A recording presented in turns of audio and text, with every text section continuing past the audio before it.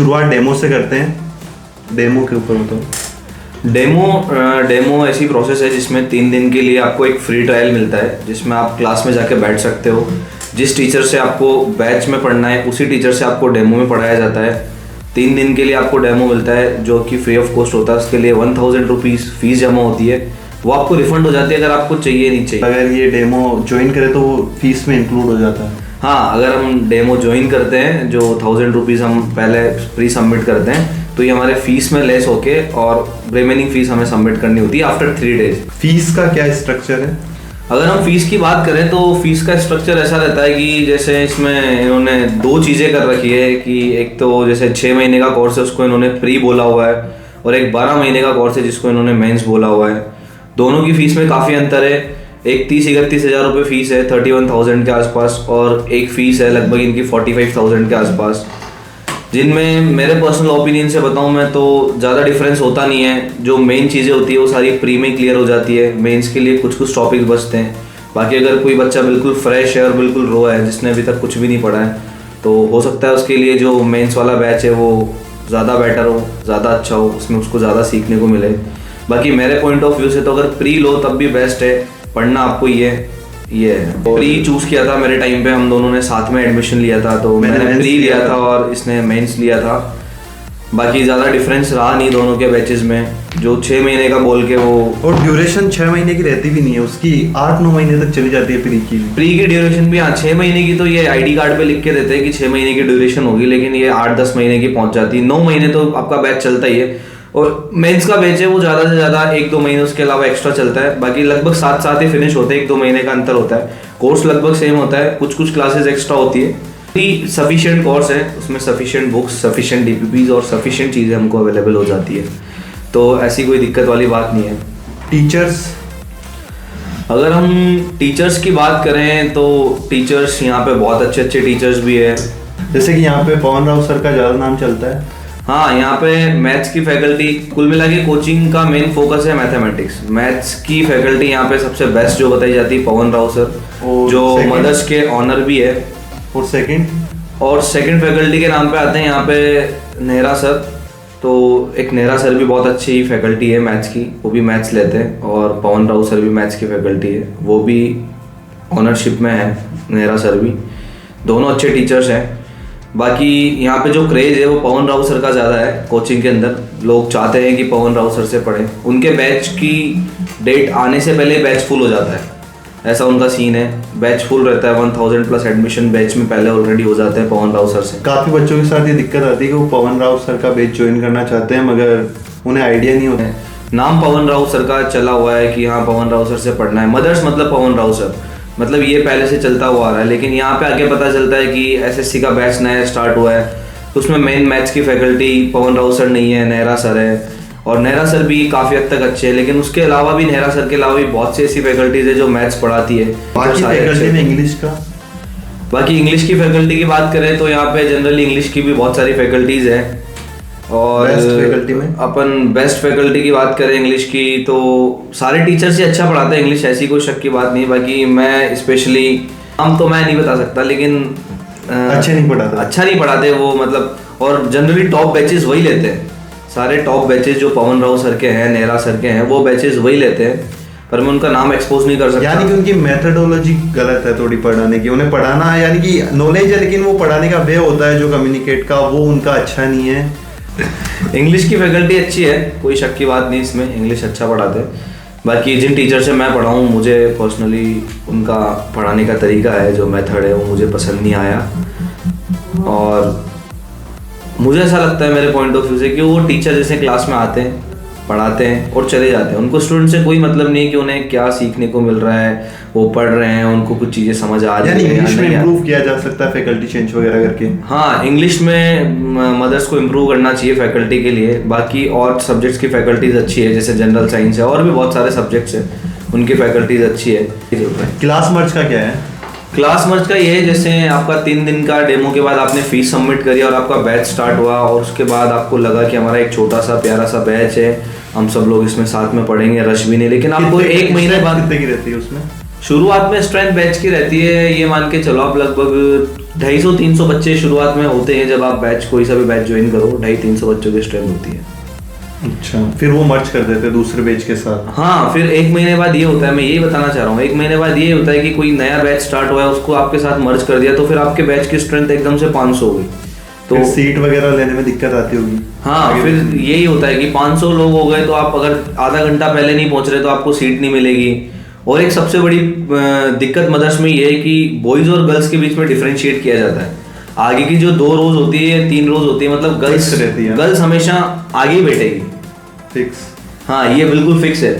चाहे गर्ल्स अगर लेट आ रही है या कभी भी आ रही है, मतलब उनका अगर वो क्लास के एंड टाइम पे भी आ रही है जब क्लास स्टार्ट होने वाली है, और लड़का अगर आधे घंटे आके मतलब क्लास पीछे बैठना पड़ेगा उससे तो पूरा। हाँ, वो क्लास से आधे घंटे पहले भी आ गया तो उससे पीछे से देखने का प्रोजेक्टर वगैरह पे साफ दिखता है। हाँ, पीछे से देखने का सीन ही होता है कि 500 लोगों की क्लास में एक तरह से वो लाइव क्लास लेने जा रहे हैं, पर वो ऑनलाइन क्लास की तरह ही हो जाती है, क्योंकि प्रोजेक्टर्स पे बड़े बड़े प्रोजेक्टर लगे हुए हैं, पर्दे लगे हुए हैं, उन्हीं पे क्लास चलती है, तो आपको प्रोजेक्टर पे देखना होता है। और प्रोजेक्टर पे इतनी क्लियरिटी होती भी नहीं है। प्रोजेक्टर पे ऐसा होता है कि हाँ, आप देख के काम चला सकते हो, थोड़ी कमी होती है, विजिबिलिटी बहुत कम होती है प्रोजेक्टर पे। नए बच्चे हैं, उनकी डेमो के बाद में क्लास मर्ज कर दी, तो उनके सिलेबस कैसे होगा वो कवर? जो टॉपिक छूट गए 1 महीने पहले उनको कवर करवा दिए। इसका भी अलग सीन है। इसका सीन ऐसा है कि जैसे 1 महीने पहले जो बच्चा उस बैच में पढ़ रहा है, 1 महीने बाद दूसरा बच्चा दूसरे बैच का आके उसी बैच में पढ़ के पढ़ रहा है, तो जो 1 महीने का उसका जो टॉपिक बचा हुआ है ना, वो टॉपिक ये लोग क्या होता है कि संडे को एक्स्ट्रा क्लासेस के नाम पे 2-2, 3-3 घंटे की मैराथन क्लासेस रखते हैं। तो जो 1 महीने का जो पहले का स्किप हो चुका ना, वो सारा मैराथन क्लासेस में एज अ संडे कवर करवाते हैं। और फिर दोनों तीनों बैच जितने भी मर्ज होते हैं उनका एंड एक साथ ही होता है। बंदा 6 दिन तो क्लासेस लेता ही है, संडे को उसको टेस्ट का बर्डन होता है, और टेस्ट के साथ साथ उसे 4-5 घंटे की मैराथन क्लास लेनी हो, तो ये एक बहुत बड़ी प्रॉब्लम बन जाती है और बहुत हेक्टिक शेड्यूल हो जाता है। और मीडियम का क्या है? हिंदी, इंग्लिश? देखो, मीडियम तो ऐसा है कि इंग्लिश मीडियम तो कहने का है, कहते हैं कि बाईलैंग्वेज पढ़ाते हैं, इंग्लिश भी पढ़ाते हैं, हिंदी भी पढ़ाते हैं। टेक्स्ट बुक में आपको अगर इंग्लिश मीडियम के हैं तो इंग्लिश की बुक्स मिल जाएगी, हिंदी को हिंदी वालों की मिल जाएगी, लेकिन क्लास में प्रॉपर हिंदी यूज होती है। हमारे मैथ्स वाले नेहरा सर भी आते हैं क्लास में, तो भी जो भी डीपीपी में क्वेश्चंस वगैरह पढ़ते हैं सब हिंदी में पढ़ते हैं, सब हिंदी में। यहाँ तक कि हमारे जो इंग्लिश के सर हैं वो भी इंग्लिश हिंदी में पढ़ाते हैं। जो हमारे नोट्स है, मतलब आप मानोगे नहीं, जो हमारे नोट्स है वो हिंदी में है, इंग्लिश सब्जेक्ट के नोट्स हिंदी में लिखे हुए हैं। तो मतलब ये एक बहुत बड़ी चीज़ है कि इंग्लिश को हिंदी में पढ़ाया जा रहा है। बाकी तो एक तरह से मैं शुरू से इंग्लिश मीडियम में हूँ, तो मुझे हिंदी से वैसे ही प्रॉब्लम है, तो फिर भी मतलब बहुत कॉम्प्रोमाइज़ करना पड़ा है कोचिंग के दौरान। टेस्ट सीरीज का क्या है? टेस्ट सीरीज का ऐसा है कि टेस्ट सीरीज हर संडे होती है, पर मुझे जहाँ तक लगता है मदर्स में जितने बच्चे पढ़ते हैं उसमें से शायद 10 या 15% बच्चे टेस्ट देने आते हैं, बाकी 80 से 85% बच्चे टेस्ट देने नहीं आते। क्यों? उसके पीछे भी मैंने रिसर्च करी और एक बहुत बड़ा कारण मुझे मिला जो मैंने देखा। टेस्ट होते कैसे? सीबीटी या यही बिल्कुल यही एक सबसे बड़ा रीजन है कि टेस्ट सीरीज में बच्चे नहीं बैठने का।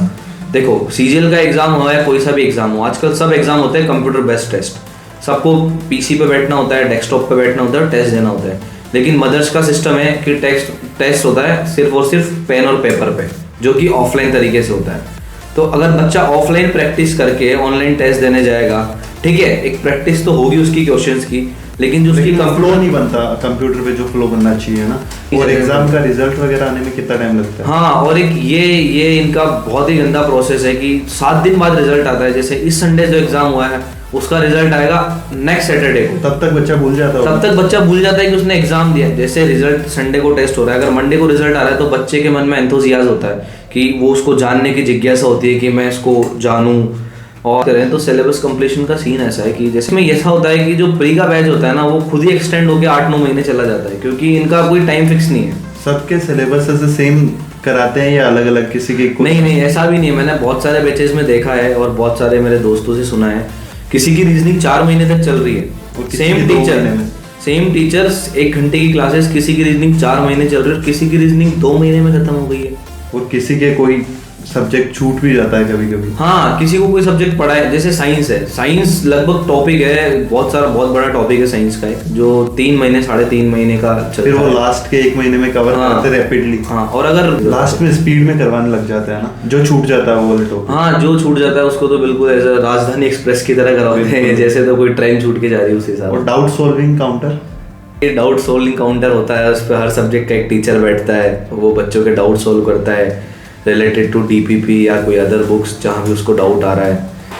लेकिन मेरा पर्सनल ओपिनियन ये है कि जो टीचर्स डाउट सोल्विंग पर बैठते हैं वो उस जगह बैठने के लिए एलिजिबल नहीं है। मतलब जो उनके क्वेश्चन है मदर्स के डीपीपी और शीट के, वो उन्हें रटे हुए हैं, ये एक सच है, ट्रूथ है, किसी को कड़वा लगेगा, लेकिन वो क्वेश्चंस उनको रटे हुए हैं, सारे डीपीपी के क्वेश्चंस मदर्स के, कोई सा भी सब्जेक्ट हो, चाहे मैथ्स हो, चाहे रीजनिंग हो, चाहे इंग्लिश हो। लेकिन अगर आप उनके अलावा शीट्स के अलावा कोई और क्वेश्चन लेके गए उन टीचर्स के पास तो फिर वो ब्लैंक है। मतलब मैंने खुद ने 2-3 बार नोटिस किया है, मेरे साथ खुद के साथ हुआ भाई, वो नहीं कर पाते उनको सॉल्व। तो एक इस जगह उन्हें थोड़ा टैलेंट हायर करना चाहिए, थोड़े अच्छे फैकल्टी की नीड है, रिक्वायरमेंट है, क्योंकि बच्चे को डाउट होगा, डाउट क्लियर नहीं होगा तब तक वो आगे नहीं बढ़ पाएगा, वो उसी डाउट में उलझा हुआ या फिर बच्चा जिस टीचर से पढ़े उसी से डाउट सोल्व करे तो वो ज्यादा अच्छा रहता है। बिल्कुल। एक ये नहीं है कि जैसे क्लास में टीचर आ रहा है तो आप क्लास में डाउट पूछ सकते हो, लेकिन आप उससे बाहर मिलकर डाउट नहीं पूछ सकते, वो कहीं बैठता नहीं है प्रॉपर कि ये यहाँ पे बैठा हुआ है, आप उससे जाके डाउट पूछ सकते हो आप। और बुकलेट वगैरह का, बुकलेट्स तो सब तरह की मिलती है, जैसे मैथ्स कुछ ज्यादा ही मिलती है। हाँ, बहुत ज़्यादा मिलती है, जो कि आप सॉल्व बच्चे करने में करते भी है, पर एक एवरेज स्टूडेंट उनको पूरी सॉल्व तो कभी नहीं कर पाएगा, इस बात की मैं गारंटी दे सकता हूँ। रिपीटेड क्वेश्चन ज़्यादा होते हैं हर टाइप के। बिल्कुल, रिपीटेड क्वेश्चन ज़्यादा होते हैं। बुकलेट अधिकतर इसमें ज़्यादातर हमें मैथ्स की डीपीपीज मिलती है, जिनमें प्रीवियस ईयर्स की डीपीपीज अलग होती है और नॉर्मल सब्जेक्ट रिलेटेड डीपीपीज होती है। तो प्री और मेंस दोनों में कोर्स में अलग अलग मिलती है बुक्स? हाँ, प्री और मेंस में कुछ बुक्स होती है जो प्री और मेंस में लगभग 80% बुक्स सिमिलर होती है, 20% बुक्स है जो मेंस वालों को एक्स्ट्रा मिलती है। हाँ, मेंस वालों को 20% किताबें एक्स्ट्रा दी जाती है। और जो क्लास से स्कीप हो जाती है, किसी के कोई गाँव वाँव चला गया तो उसकी कैसे वो रिकवर करेगा? जैसे आप किसी भी प्रोग्राम की वजह से, किसी भी रीज़न की वजह से आपकी तबीयत खराब है, घर पे कोई फंक्शन है, अगर आप कोई छुट्टी कर रहे हैं, आपका कोई कोर्स छूट गया है, तो उसको आप रिकवर कर सकते हो इजीली। अगर वो कोर्स कहीं भी पूरे मदर्स के अंदर किसी भी बैच में चल रहा है तो आप रिसेप्शन पे जाके, एक बहुत इजी सा फॉर्मेट है, आपको एक एप्लीकेशन लिखनी है, एप्लीकेशन लिख के वहाँ पे एक मैम बैठती है, हेड मैम है, तो उनके साइन करवाने हैं, उनके साइन करवा के वो आपको अलाउ कर देंगे कि आप इस बैच में जाके ये क्लास ले सकते हैं। तो आपके जो भी टॉपिक्स छूटे हुए हैं या कोई टॉपिक आपको आपकी क्लास में समझ नहीं आया, आपको दोबारा पढ़ने की इच्छा है दूसरे टीचर से, हाँ, दूसरे टीचर से, जैसे स्पेशली मुझे इंग्लिश मेरी क्लास में कभी समझ आई नहीं, तो मैंने 1-2 बार कोशिश भी करी कि मैं किसी और टीचर से पढ़ने की कोशिश करूँ इंग्लिश, बिल्कुल, लेकिन मुझे मदर्स में ऐसी कोई फैकल्टी मिली नहीं जो इंग्लिश पे प्रॉपर ध्यान दे सके। अच्छा है। और क्लास के अंदर बैक बेंच का माहौल कैसा रहता है? ये तो देखो स्कूल में भी देखा है, कोचिंग्स में भी देखा है, सब जगह देखा है। यानी कि मदर्स में क्लास की स्ट्रेंथ बहुत ज़्यादा होती है, जैसे 1000 के आसपास चली जाती है, तो उस टाइम कैसा ऐसा माहौल रहता है? एक मदर्स में एक हॉल है जिसका नाम है बाउंसर हॉल, उसकी कैपेसिटी लगभग 1200 से 1500 बच्चों की। एक टीचर सामने बैठा है, 1200 से 1500 बच्चों की तरफ देख रहा है, तो उसको ये भी नहीं पता है कि बच्चा पीछे पढ़ रहा है कि क्या कर रहा है। अधिकतर बच्चे रीले देखते रहते हैं। अधिकतर बच्चों को मैंने खुद ने नोटिस किया, जब हम क्लास में से बाहर निकलते हैं, आगे से पीछे जाते हैं, तो फोन चल रहा है, रीले देख रहे हैं। और लाइव क्लास में बहुत सी बार नेहरा सर ने तो कुछ बच्चों के फोन पकड़े भी है और उनसे फोन भी छीने, इंस्टाग्राम अकाउंट डीएक्टिवेट कराया क्लास के अंदर। तो नेहरा सर वैसे काफी फोकस करते हैं बच्चों पे, नेहरा सर पढ़ाई ओरिएंटेड है। हाँ, पढ़ाई ओरिएंटेड है, और ऐसे नहीं है कि बस सिर्फ पढ़ाई पे हंसी मजाक के साथ पढ़ाई करवाते हैं ताकि बच्चों का मन लगा रहे, और अच्छा पढ़ाते हैं, अच्छी नॉलेज है उनके अंदर, बहुत अच्छे टीचर है नेहरा सर।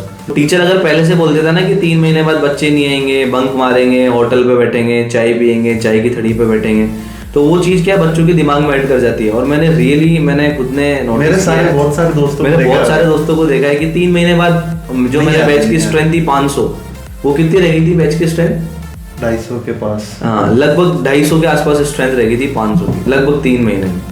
तो ये जो बातें हैं ये हिट कर जाती है कभी कभी। और आधे बच्चे तो आते हैं लेकिन पहली क्लास लेके चले जाते हैं, मैथ की क्लास लेके चले गए। हाँ, मैथ्स की क्लास लेके चल जाते हैं, एक क्लास जैसे उन्हें पढ़ना है। और मेरे बैच में तो स्पेशल इंग्लिश की क्लास लेने के लिए अधिकतर से ज़्यादा बच्चे रेडी नहीं रहते थे। अगर पहली क्लास इंग्लिश की तो पहली क्लास के बाद ही आते थे, चले जाते थे, या फिर लास्ट की क्लास है तो पहले चले जाते थे। और एक मदर्स की बहुत अच्छी चीज़ और है जो मैं बताना चाहूँगा, हर बच्चा जो भी सुबह आता है मंडे टू फ्राइडे उसको एक न्यूज़पेपर मिलता है, times of India, free newspaper मिलता है टाइम्स ऑफ इंडिया मदर्स की तरफ से, जिससे वो पढ़ के अपनी वोकैब सुधार सके, अपनी इंग्लिश रीडिंग सुधार सके।